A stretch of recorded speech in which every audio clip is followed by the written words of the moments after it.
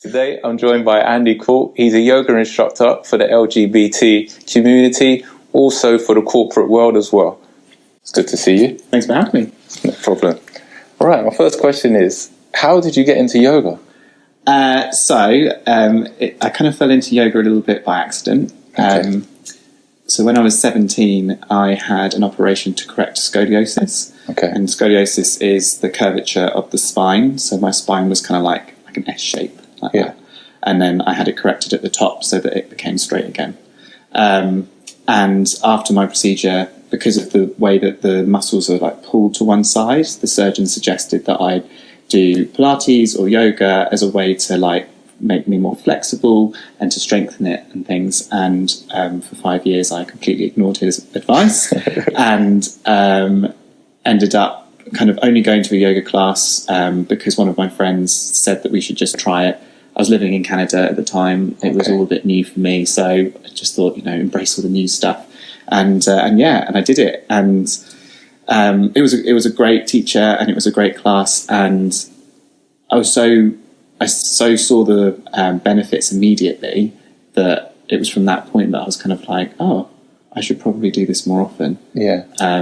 I used to have a pain in my shoulder, my right shoulder, ever since the operation that I just learned to live with. And then after that one yoga class, it disappeared. Okay. I mean, it didn't disappear immediately. Like it just softened and it got less intense. And then after doing yoga once a week regularly, it just left. Okay. And I was free of that chronic pain that I got that I thought was just going to have to accept through like most of my life. So so it was a massive change in the way that yoga was, like how it affected my body. That's why I got into it. So did you have like a lot of limitations in your body before you started doing yoga? I'm not the most flexible person naturally anyway. Okay. And yes, after having a procedure like that, so my spine is framed by 2 metal poles at the moment. Oh, wow. Scaffolding. It's probably a good way of calling it. So because of that, and also from the lack of exercise in that specific area, it did make me very, very tense in the shoulders. And it meant that whenever I was just normally stressed and, my day was a bit like this, I would get really bad pain underneath my shoulder blade on the side where the spine had moved to, because the bunched muscles would just go to town in there. Okay. So I had these limitations that, because of the lack of flexibility, I suffered, really. I guess that didn't make my mood particularly great. Yeah. So what sort of stuff do you do now to loosen it up when you were in those tense situations, when your body's feeling tense? I mean, to be honest, like because I do yoga now so regularly, I actually don't find that area to be as tense. Okay. Because it's naturally more supple because I do yoga frequently and regularly. Yeah. So if for whatever reason I don't have yoga classes or I miss them, it's the first thing that comes back. Okay. And I know now that the best thing I can do is get myself back into that routine of doing yoga classes and stuff. Yeah. I try and focus like a little bit more on the shoulder movements anyway when I'm in yoga classes. So I'm always aware that that's one of the areas that affects me most. Okay. So I'm always kind of thinking about those muscles and trying to like broaden them and bring them together sort of nice and slowly so that it loosens them up. Okay. So I always start my classes like that. Oh, okay. So not just for everyone else, just for yourself as well as kind of. I mean, you kind of go off of your own experiences, I guess. Yeah. And often people, so at the beginning of my classes, I often ask if there's anything that people specifically want to work on. Yeah. And the most common one that people say is shoulders, neck, mainly because of the corporate environments that I'm teaching in. People are often on their computers and there is this sort of bringing forwards of the shoulders, and it can be the biggest problem area for a lot of people. Okay. So I'm more than happy to start my classes to have that as the main focus area for people, so they can start to feel loosened, that their chest can start to kind of open up a little bit as well. Okay. So how long have you been a yoga teacher for? Officially, just over a year, because I qualified just over a year, but unofficially for nearly double that, so just over 2 years. Okay. My yoga instructor, still today, she was the one that tried to get me into teaching. Yeah. And once I decided that it was something that try. I then started teaching some friends and family because they actually asked for it, which was quite nice of them to do so, to trust me with such a thing. But I was just showing them like just simple sequences and simple exercises that I was doing. And then I started to really enjoy that. And then by the time I actually qualified, it was a year later from starting all of that. But I'd already by that time got ready-made classes set up. So I was teaching at the office that I work at. But as soon as I qualified, I then obviously started to make these classes more public, and now I teach all over the place. So when you was 15 and you got told, all right, this is the time now, you need to go out and go and get a yoga teacher or do yoga, what was your reason why you didn't go and do this for the first 5 years? Why did it take you 5 years to get into this moment? It was confidence, I think. It's not that I ignored him deliberately because I thought he was wrong. I didn't think that the surgeon was necessarily just wrong. I just didn't necessarily want to believe it. Perhaps, at that age, you think you know it all and all this stuff. And maybe I didn't care as much as well because I just thought, it'll be fine, I'll get over it type of attitude. But really, when it came down to it with yoga, it was definitely a confidence thing. Back then, especially in the UK, yoga was very much more known as something that women do more than men. And I didn't have the confidence to just go. And none of the friends that I had at the time were that interested in doing it either. So I think that's probably the most honest answer to why I didn't do it, because I didn't feel like I could confidently go and do it. But that's another reason that I try and specialise in men's yoga, to try and build that area, because even today, although it's getting more even, there is a lot more women who do yoga than men. And actually I would argue that men are probably more in need of yoga than women, because men are naturally less flexible in so many different ways. So it's trying to, having spoken to lots of different guys that I teach, asking similar questions of why they've only just started getting into yoga, it's usually around that topic of they don't feel like it's their place to do it, and they don't feel comfortable going, and lots of people try and avoid those classes with some very, very flexible women, because you can feel a little bit out of your depth and stuff. So I try and encourage more men to come to classes so that there's less of that stigma. But with a good trainer, you can do anything, right? Exactly. So it's not a big issue for a person, a man or a woman, to come to a class. No, it shouldn't be. A good trainer. If you've got a good trainer, then hopefully people will feel comfortable. So I always try and make sure that I'm treating people in that right way, so that I get what they want to achieve from their class. And then from that, try and make that happen for them, so that then they have a more personal experience. I mean, yoga generally is more a personal thing, although we do a lot of yoga in classes and people do get an element of competitiveness.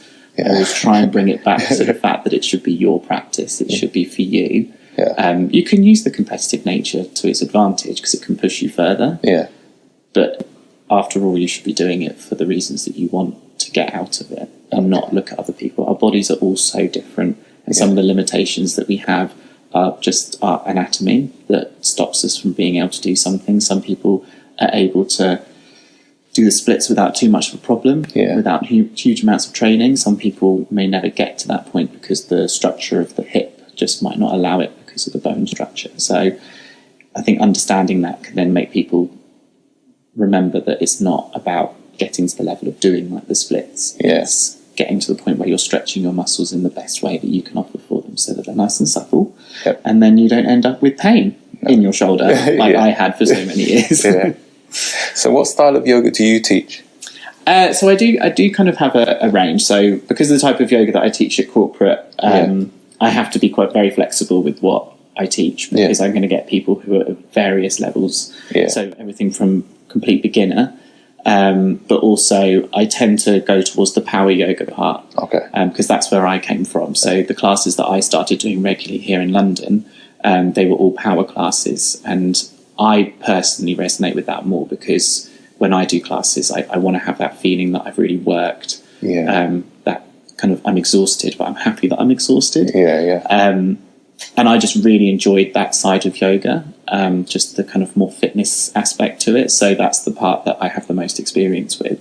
So then I naturally started to pick up that kind of of yoga as well. So I do still teach power classes at the Gay Men's Dance Company and certain corporate classes where I know the people a little bit better. Okay. I can understand that they're going to cope with certain things. But yeah, so it can be a variety of different stuff. But I do like changing it up every now and again just to make sure that people don't get bored. Okay. So going back to your scoliosis in your back, which you previously had, you spoke about the rods in your back. Yeah. How is it for you going through airports?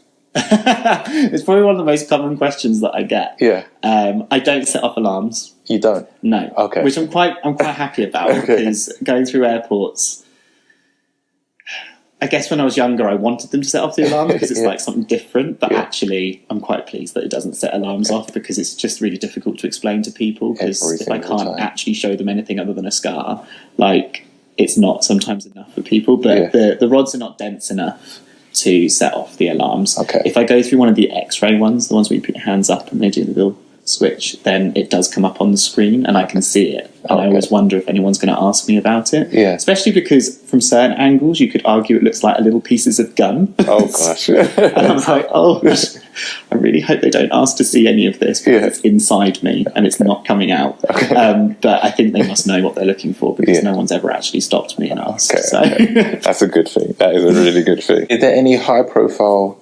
clients or celebrities out there that have scoliosis? There is actually Princess Beatrice. Okay. She has scoliosis. In fact, she had the same type of scoliosis that I did. She had the S-curve. And her surgeon was the same one as mine. Oh, claim to fame. I know, exactly. That was a little claim to fame. I only found this out after I had my operation. Okay. But yeah, so she's the only person that I know of that's got scoliosis correction that I had done. Scoliosis is so common, but it's often not noticed because it's only in the more severe cases that you'll actually need to have it corrected because you do start to get this like big shoulder movement on one side and it starts to interfere with how life is going for you and stuff. But it's really easy to spot, and I see it all the time in classes. As soon as someone folds forwards, you can see from their back if they have scoliosis because you'll see a part of it pop up a little bit. Okay. And I always take note of that. Like if I can see that it can be a little bit more severe, and I might go and chat to someone and say, "Are you aware that you have scoliosis?" And often they say, "Actually, no, I had no idea." Yeah. But it hasn't obviously affected them. It's not been an issue. It's just, aesthetics. It might not be something that they're happy about, but as long as it's not affecting them in their fitness, then that's fine. And it means I can also see it when you do one thing on one side and one thing on another. You can often see people struggle more on one side, and that's usually a sign that there's movements going on in the spine and stuff. So it's very common. So it's common with people in your classes. You say you've trained a lot of people with scoliosis, but they didn't know that they had scoliosis because it was so small, or it wasn't affecting them very much. But as soon as you see someone fold over and you can see the back, you can. I mean, maybe because I'm a little bit more aware of it, but I can see it immediately because you see one side of the body just pop up just a little bit more than the other, and then you can actually see where the spine's curving. Okay. So it's very interesting. But so do you have to change your program style for that person? I would probably give adjustments to that person. So in certain situations, I might ask them to turn in a different way or to try and help them out. Just because it's then a little bit easier and more comfortable for them. But I wouldn't necessarily change the entire program for the whole class. Because it's not necessary really to do that. I would just go over to that individual and say, and it would be the same for anyone who has any difficulties with any particular thing. In men especially, you get inner thighs that tend to be very, very tight and they often can't sit properly. So I put people up on blocks and things so that it allows a little bit more space. So I'll adjust people accordingly. But scoliosis is something that I obviously start to notice. It's quite dear to your heart. Yeah, exactly. Okay. So how many people on your clientele list have you trained that's got scoliosis? Of the people that I think you could say that actually have a genuine scoliosis, I'd say only 2. Okay. I see it very mildly in more people than that, but the ones that I've actually seen have a genuine scoliosis look, there's 2 of them, both of them are men. Okay. And they weren't aware of it before either. They didn't know that they had it. I suggested to both of them that they might want to just have that investigated just a little bit further, just in case it's on the move, because scoliosis can either be static in that it doesn't change, or it can worsen. Yeah. I found mine out that it was on the move, it was changing, which is why I had it corrected. Okay. So I hope they appreciated that. Is it more common in men? I don't think so. It's actually more common in women. Okay. Yeah. So you were just unlucky that you had two in your class. Exactly. Then. Yeah. Okay. I was always told it's more common in women than it is in men. They still don't really know why. They also don't know why scoliosis happens. It's not apparently a result of any lifestyle ways. Like, a lot of people think maybe if you hold a bag on one shoulder more than another, it might have an effect, but apparently there's no evidence to support that. Okay. So it could just be more genetic, that it's either something you're going to have or you're not. Okay. Did scoliosis affect your confidence in any way, or like before or even now, does it affect your confidence? Before, no. Before, yes. Yeah. Because I had quite what I used to call a Quasimodo. Quasimodo. Yeah, I like that. One of my shoulders was a lot more raised than the other. Okay. And although it wasn't immediately obvious, I was aware of it. And so I used to deliberately try and correct it myself, but that's not easy to do when it's just natural. Yeah. So I didn't feel particularly great about it before. After the correction, I actually forget that I've had the procedure done, and I forget to tell people that I have scoliosis sometimes in situations where it would be helpful to know. Yeah. So like on doctors' forms and stuff, they'll say things like, have I had any surgery? And sometimes even that is not enough to remind me that, yes, I've actually had some quite major spinal surgery. Major. Maybe because it's quite a long time ago, but also because I actually have no issue with it now. Okay. Especially since I'm in control of it. Yeah. And I don't have any problems there. Yeah. I don't have any issues with it now. I'm really happy I had it done. Okay, so what advice would you give to anyone that has body confidence issues? Just generally? Yeah. I always find body confidence such a difficult topic to go for, because I think about my experiences, like I haven't always been body confident. Yeah. And I always wondered whether it's just because I wasn't fit enough to my own expectations, or maybe because I didn't think of myself to be very desirable at any given point. Yeah. But then equally, I don't think it's good to just make sure that everyone has to go out and get super fit and healthy. I will always support people who want to become fitter and healthier for their own benefit, because I think it benefits things across the board. Yeah. But if you are having difficulties with body confidence, I'd say that starting some kind of routine with exercise is even just a good thing. One, because you will feel better in yourself anyway, but also because you get to see all the other people that do exercise, and you'll start to notice that you're just very unique, and you don't have to conform to like a specific type of body. Yeah. And sometimes just having those little goals to get you to different places just makes you feel more confident anyway. Yeah. And then suddenly I just started to feel like I was actually proud of what I was achieving and how I looked, and it just sort of developed from there. But I just had little goals that I wanted to set for myself. But I do think it's such a hard question to answer, because I don't think it's right to say that you have to have rippling muscles in order to be body confident. Yeah. I think that confidence comes from deeper within that. So basically how you feel in the short way you say? Pretty much, as long as you feel self-confident anyway, you're probably quite likely to have body confidence, because it's just learning that lesson that what you think is good is good. Yeah. And then others will believe it because you believe it. So. Okay. So when you write your playlist or create your playlist, I loved your playlist and I heard it 3-4 weeks ago. How do you create them, and how do you seamlessly get your flow connected with your playlist? So I guess I have to go back to films that I watch, and one of the things that I always notice in films is the music that goes along with it, and there's some really incredible scores that go with films, and it's also something that's so recognisable. Yeah. So if you play certain pieces of music to people, they know exactly where it's from. Okay. And you don't have to show them the video side of it, you can just play them the music. And I was always fascinated by how much music can affect people like that. And then when I started going to some of the classes that I go to where the music so fitted what we were doing, I kind of felt like it only enhanced the experience. Yeah. And you think about any entertainment feature like going to the cinema and stuff, you're more involved in something when you've got all of that working together. So you've got the score music that's making you feel something. Yeah. So if it's sad music plays, and then it helps to really get the experience. Yeah. And I don't think it's any different in fitness, in the fact that when I'm doing my classes, if I want people to feel, energized, and that I want them to have, I want their heart rate to start getting up, I want them to feel energetic, I will play stuff that matches that. Yeah. There's no point playing something really calm, because then it's kind of, what are you asking of them? Yeah. What do you want them to feel? Yeah.